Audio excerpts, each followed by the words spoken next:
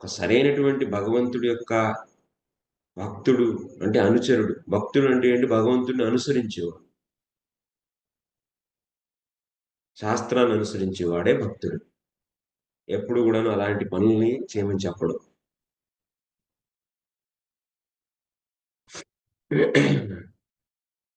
So, భగవంతుడు ఏదైతే చెప్తాడో దాన్నే చెప్తాడు.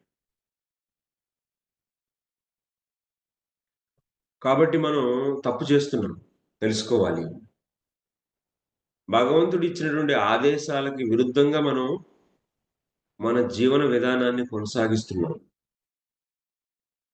ఇటువంటి జీవన విధానాన్ని భగవంతుడు అంగీకరించడు. ప్రకృతి అంతకన్నా అంగీకరించదు.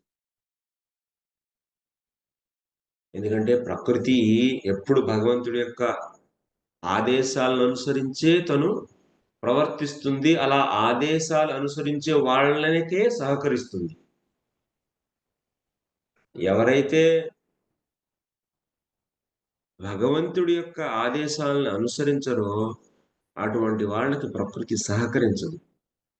నానా భయంకరమైనటువంటి సమస్యల్ని వాళ్ళకి కలుగజేస్తుందనమాట ప్రకృతి. రకరకాలైనటువంటి వినాశకరమైనటువంటి పరిస్థితులు ఏర్పడతాయి. భయంకరమైనటువంటి అకాలం, పెను తుఫాన్లు, భూకంపాలు, పిడుగులు పడటం, వేలాది మంది ప్రాణ నష్టం ఇలా జరుగుతూ ఉంటుంది. ప్రకృతి సహకరించదు. కరువు కాటకాలు, త్రాగునీరు లేకపోవటం, విపరీతమైనటువంటి వేడి ఇలా భయంకరమైనటువంటి పరిస్థితుల్ని మనకి కల్పిస్తుంది.